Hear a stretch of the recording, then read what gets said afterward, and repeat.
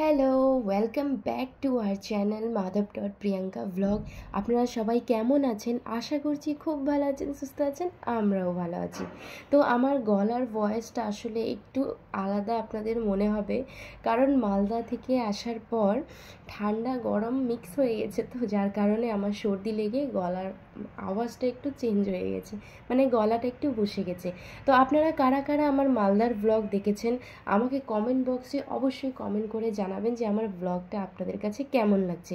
ভালো লাগলে like, comment আর বেশি বেশি করে শেয়ার করে দিন। তো আজকে আমি আপনাদের সঙ্গে খুব সহজ আর খুব টেস্টি একটা রেসিপি নিয়ে চলে এসেছি। তো আজকে আমি আপনাদের সঙ্গে পাকা আমের মাখা সন্দেশের রেসিপি শেয়ার করব একদম ইজি ওয়েতে, মানে 5 থেকে 10 মিনিটের মধ্যেই রেসিপিটা কিন্তু রেডি হয়ে যাবে। রেসিপি একবার বানালে কিন্তু বারবার বানায় খেতে মন চাইবে, এমন একটা রেসিপি। তো চলুন রেসিপিটা শুরু করা যাক। তো প্রথমে আমি হাফ কাপের মতো নিচ্ছি চিনি, এটাকে মিক্সিতে নিয়ে নিব। আর একটা নিয়েছি ল্যাংড়া আম, আপনারা যে কোনো আমটা ব্যবহার করতে পারেন, কিন্তু আমটা যেন ভালো পাকা আর মিষ্টি যেন হয়। তো আমের আঁটিটা সাইড করে আমের এই আমি কেটে কেটে মিক্সির জারের মধ্যে দিয়ে তার সঙ্গে সঙ্গে চিনি হাফ কাপ দিয়ে ব্লেন্ডারে ভালোভাবে একটা পেস্ট রেডি করে নিতে হবে। দেখেন ঠিক এইভাবে, কিছুই দিই নাই, জাস্ট চিনি আর দিয়েছি একটা আম, ঠিক আছে। তারপরে দেখেন কালারটা কি সুন্দর এসেছে। রেসিপিটা কিন্তু খুবই ইজি, আপনারা অবশ্যই অবশ্যই ট্রাই করবেন আর কমেন্ট বক্সে জানাতে ভুলবেন না যে রেসিপিটা কেমন হয়েছে। তারপরে আমি এখানে 1 লিটার গরুর দুধের সকালবেলায় ছানা কেটে রাখছিলাম। ছানাটা কিন্তু একদমই নরম হইতে হবে। আপনারা চাইলে প্যাকেটের দুধের ছানাটাও নিতে পারেন বা মার্কেট থেকেও কিনে আনতে পারেন। এটাকে একটা বড় থালার মধ্যে নিয়ে আমি দেখেন হাতের এই সাইড দিয়ে 3 থেকে 4 মিনিট ভালোভাবে এইভাবে মিক্স করে নিব, মানে মেখে নিতে হবে ছানাটাকে, আরও এইভাবে মেখে মেখে সফট করে নিচ্ছি।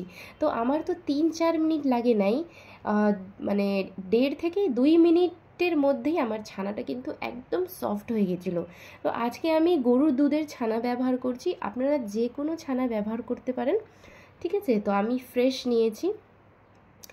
তো এটাকে হাত দিয়ে আমি ভালোভাবে মানে মেখে নেব, যাতে ছানাগুলো ভালোভাবে সফট হয়ে যায়। তো আমার এই রেসিপিটা আপনাদের কাছে কেমন লাগছে জানাতে ভুলবেন না।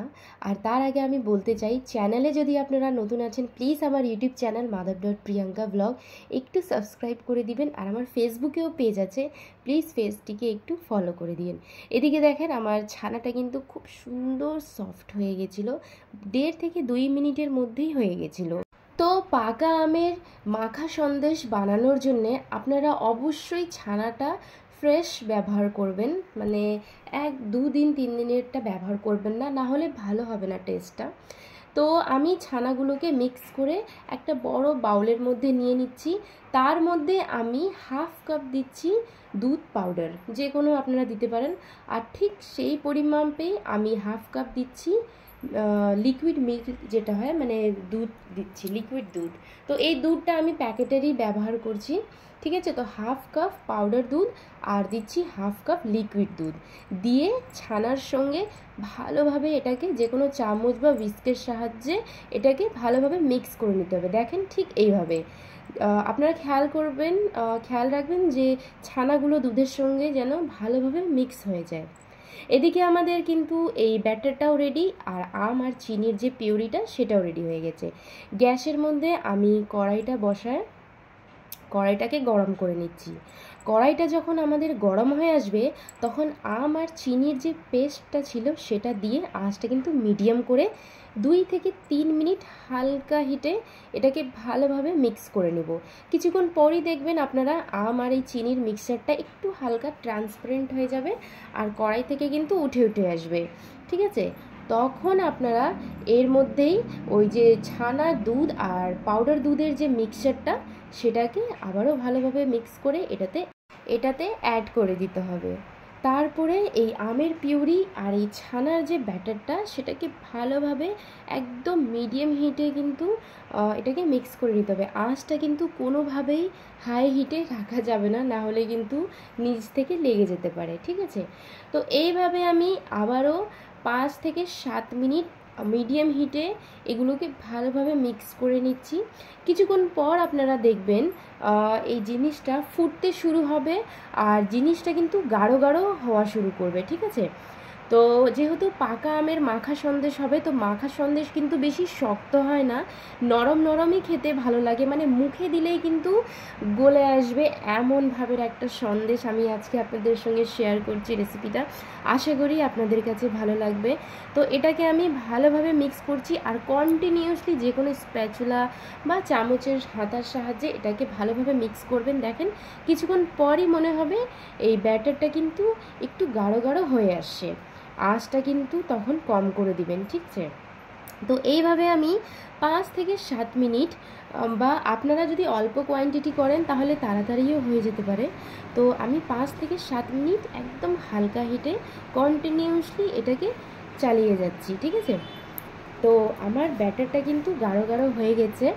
তো আপনারা খেয়াল করবেন একটা কথা, যে এটাকে মিক্স করার সময় না এই মিক্সচারটাকে বেশি শুকনা করে নামাবেন না। বেশি শুকনা করে যদি আপনারা নামান তাহলে এটাকে আমরা কিন্তু ফ্রিজেও রাখবো, তো ফ্রিজে যখন সেট হবে সেটা কিন্তু আরও শক্ত হয়ে যাবে জিনিসটা। এই জন্য এই ব্যাটারটাকে আমাদের একটু হালকা গাঢ় গাঢ় যখন হবে তখনই নামাইতে হবে, যাতে এটা ফ্রিজে সেট হওয়ার পরও যেন নরমই থাকে, বেশি শক্ত যেন না হয়। তো এই জিনিসের আপনারা একটু খেয়াল রাখবেন যে এই ব্যাটারটা কিন্তু বেশি গাঢ় করে নামানো যাবে না। ইনকেস এই মাখা সন্দেশ বানানোর সময় কোনো রকম যদি অসুবিধা হয় তাহলে আমাকে আপনারা অবশ্যই কমেন্ট বক্সে কমেন্ট করে জানাবেন, আমি অবশ্যই রিপ্লাই দিব। তো আপনারা এই মিক্সচারটাকে হাই হিটেও করতে পারেন, তখন কিন্তু তাড়াতাড়ি মিক্সচারটা কিন্তু গাঢ় হওয়া শুরু করবে। কিন্তু সেই কেসে আপনাদেরকে হাই হিটে যখন আপনারা এটাকে মিক্স করবেন না, কন্টিনিউয়াসলি চালাইতে হবে, ছাড়া যাবে না, ঠিক আছে। তো আমি মিডিয়াম হিটেই আমার 5 থেকে 7 মিনিট সময় লাগছিল, ব্যাটারটা কিন্তু গাঢ় হয়ে গেছিলো। তো দেখছেন তো কত সুন্দর গাঢ় গাঢ় হয়ে গেছে, কালারটাও কিন্তু খুব খুব সুন্দর আসছিল। তো এবার আমার ব্যাটারটা কিন্তু গাঢ় গাঢ় হয়ে গেছে দেখেন। তো এটাকে কিন্তু বেশি শুকনা করা যাবে না, না হলে ঠান্ডা হওয়ার পর এটা কিন্তু আরও শক্ত হয়ে যাবে। আর পাকা আমের মাখা সন্দেশ কিন্তু নরম নরমই খেতে ভালো লাগে, শক্ত খেতে ভালো লাগে না, তাই না। তো ব্যাটারটা আমার প্রায় রেডি। আপনারা চাইলে এলাচ পাউডারও এটাতে দিতে পারেন, কিন্তু আমি কিছুটাই অ্যাড করি নাই। তো এবার আমি আঁচটাকে অফ করে এটা কিন্তু নামিয়ে নেব। দেখেন কত সুন্দর এই ব্যাটারটা কিন্তু ফোটা শুরু হয়েছে, মানে এই সন্দেশের ব্যাটারটা খুব সুন্দর আর এত সুন্দর গন্ধ আসছিল যে কি বলবো। তো এবার আমি গ্যাসটাকে তাড়াতাড়ি করে অফ করে দিচ্ছি, কারণ গাঢ়টা হয়ে গেছে, এটা ঠান্ডা হওয়ার পর আরও সেট হবে। তো আমি একটা কেকের টিন নিয়েছি, আপনারা যে কোনো ওই ফয়েল পেপারেও দিতে পারেন বা যে কোনো বাটিতেও রাখতে পারেন। তো এটাকে আমি কেকের কন্টেনারে দিয়ে আপনারা চাইলে ড্যাব ড্যাব করতেও পারেন বা উপরে চামচ দিয়ে ভালোভাবে এটাকে সমান সমান করে নিব। তো প্রথমে তো গরম গরম অবস্থায় আপনারা দেখবেন যে চামচে লেগে লেগে যাচ্ছে, কারণ এখন তো ব্যাটারটা পাতলা আছে, তো এই জন্য। তো এখন এটাকে বাটিতে রেখে আমরা ফ্রিজে রেখে নেব, কিন্তু বাটিটা কিন্তু অনেক গরম, তো গরম গরম কিন্তু ফ্রিজে রাখা যাবে না।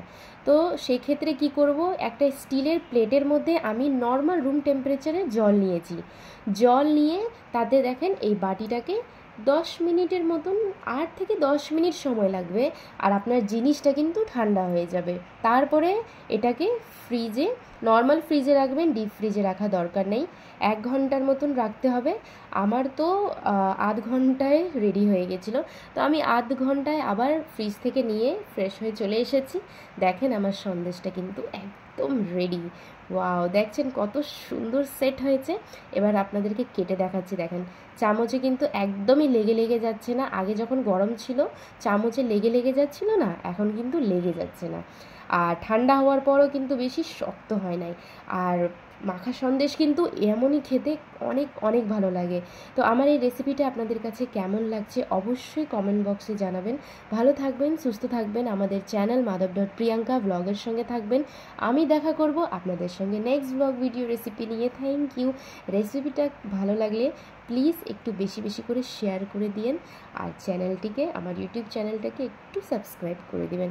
আমি দেখা করছি আপনাদের সঙ্গে নেক্সট ব্লগ ভিডিও রেসিপি নিয়ে। তো আমি একটু টেস্ট করছিলাম, চিনি মিষ্টি একদম খুব সুন্দর হয়েছিল। যেহেতু মাখা সন্দেশ বেশি মিষ্টি করা যাবে না, আপনারা এটাও একটু খেয়াল রাখবেন, কারণ হচ্ছে আমরা এটাতে পাকা আম ব্যবহার করছি, পাউডার দুধ ব্যবহার করছি, যার কারণে চিনি কিন্তু বেশি দেওয়া যাবে না। আপনারা হাফ কাপের মতনই চিনি দিবেন, দেখবেন খেতে কিন্তু অনেক ভালো লাগবে। Thank you, tata.